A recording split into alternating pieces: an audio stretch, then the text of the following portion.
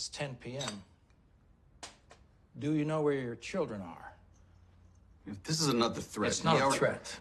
It's a legitimate question. Betrayal, sex, and a face-off. Let's break down episodes 8 and 9 of Marvel's Runaways right here on What Happened.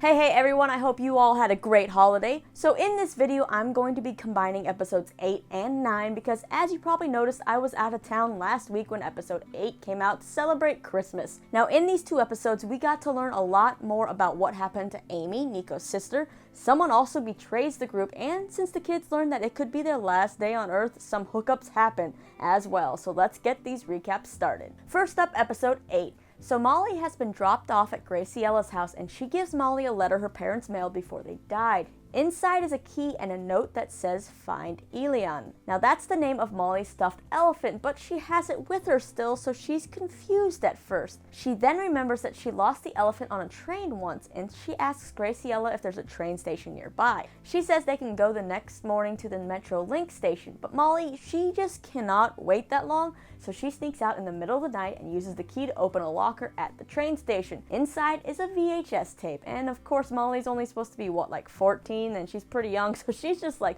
what the heck is this mysterious artifact in this locker, right? I mean, records and cassette tapes have made a comeback, especially if you've walked around in Urban Outfitters lately, so who knows, maybe VHS tapes will make a comeback too.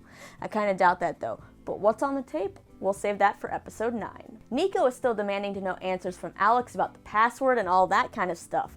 Alex ends up telling her what he does know happened with Amy, or the little bits of information he has. One day they were playing a game on their computers at the coffee shop, but Amy's computer was being so slow that Alex offered to run some malware on it.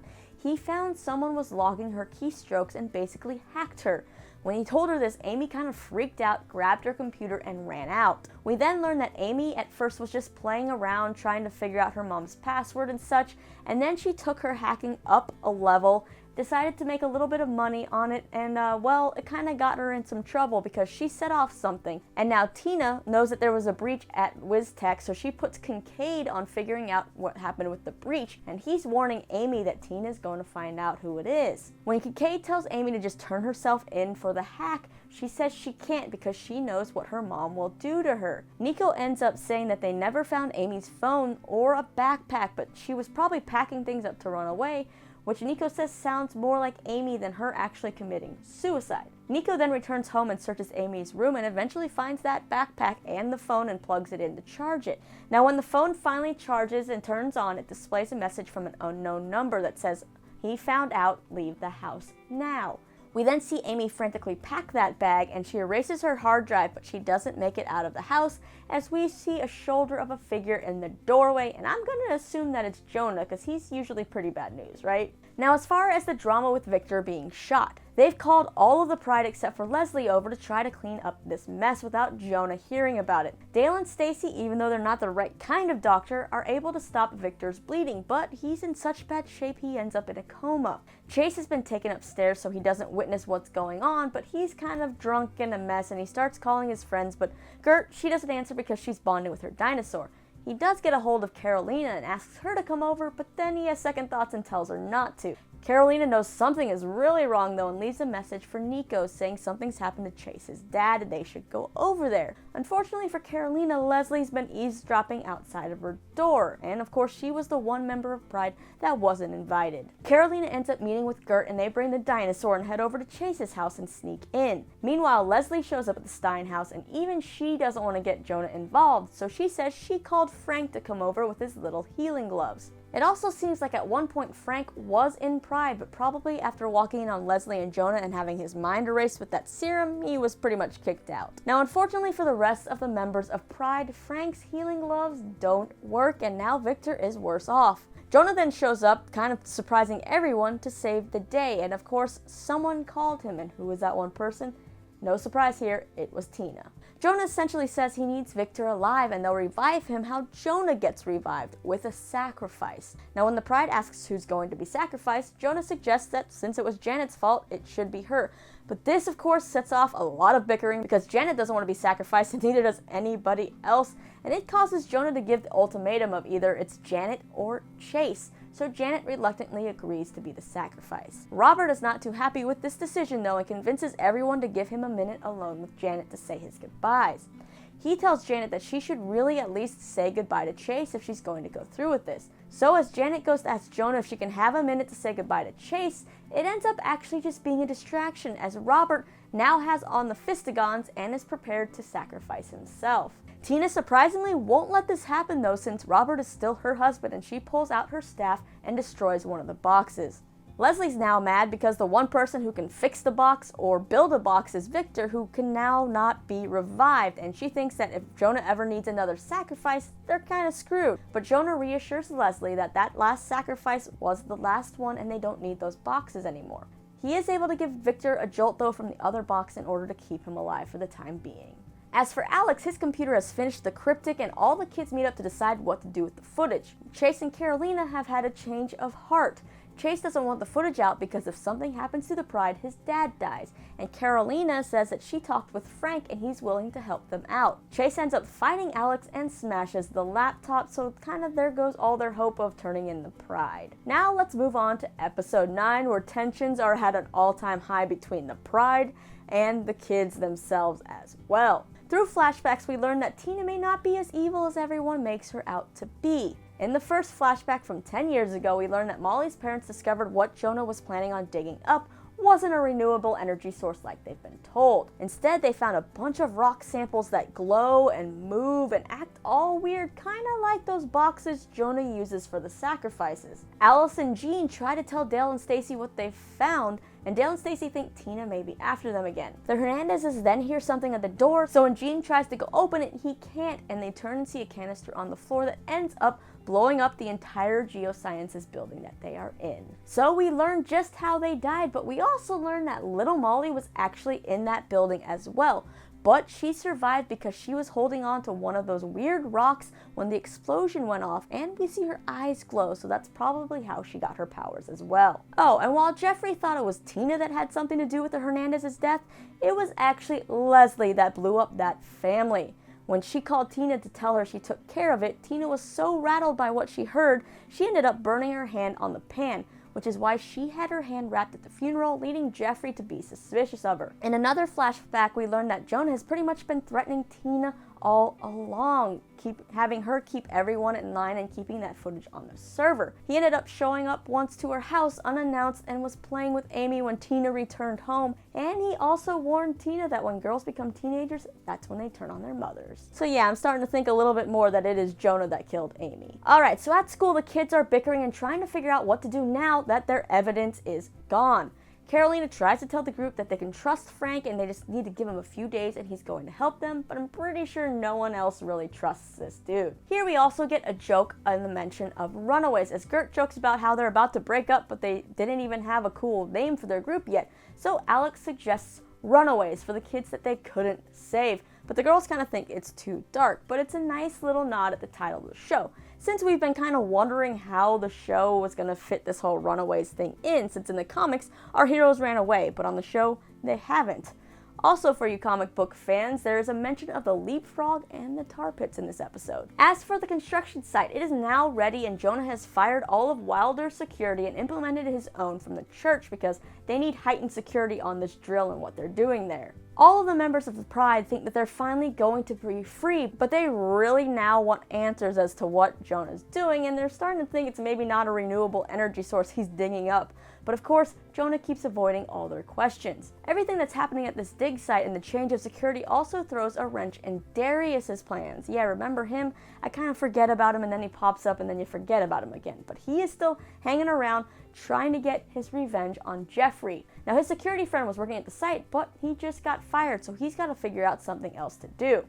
Now since he's so determined to figure out what Jeffrey is up to, and plus what those weird kids that he saw, the ones that glow and all the gadgets they have, what they're doing, he decides to follow them at the end of the episode. It also seems like he wants to steal whatever Jeffrey has. Molly ends up finding the kids at school and telling them about the tape she found. They find a VCR and on the tape is a message from her parents informing them what they found at the dig site and how, if they keep digging there, it could disturb something even bigger and basically cause some catastrophic events, maybe even wiping out everyone in California, causing a lot of destruction. The kids now decide to use the school dance as a cover to get more information at the construction site. Now at the school dance, since this might be their so-called last day on Earth, we get our typical teen romance drama. I mean, this show is from the creators of the OC, so we knew this kind of stuff was going to happen at some point. Gert asks Chase to dance, so they go off to another room, and well, they don't end up just having their own first kiss together, they actually end up having sex. Yeah, those teenage hormones sure do move fast. Since those two are taking too long to meet the others at the car, Nico and Carolina go off looking for them. And in the hallway, Carolina decides she's going to get her feelings out too, especially if they're going to die the next day. She grabs Nico's face and plants a kiss on her, and you know what? Nico actually kind of kisses her back.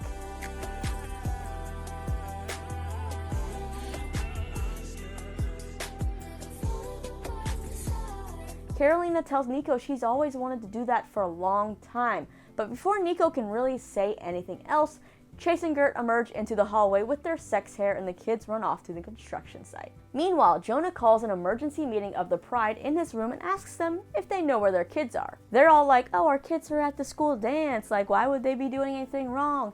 And that's when Jonah tells them they are in fact wrong and explains everything their kids have been doing for the past 2 weeks. So how does he know what they've been up to? It's because Frank betrayed Carolina and the kids and told Jonah everything he learned. So instead of having the betrayal like they do in the comics, the show used Frank.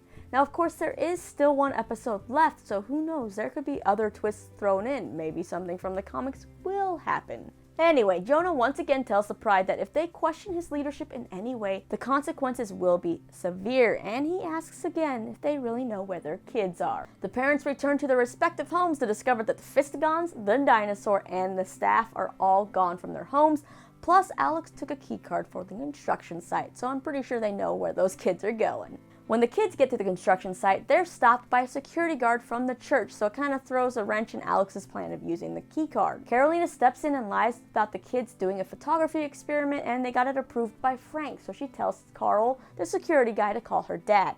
Well, he does just that, and Frank picks up the phone and says, oh yes, let the kids in, give them whatever they need. But it turns out that Jonah is sitting in the car right next to him. Once the kids get into the construction site, Molly pushes a truck into the hole while Chase destroys the control center of the machine. Nico then does a spell to fill up the hole, but then the staff flies out of her hands and surprise, the parents have arrived. The parents try to say that everything they've done is to protect these kids, but the kids, they're not buying that excuse and they are prepared to fight their parents if they have to. We'll fight you if we have to!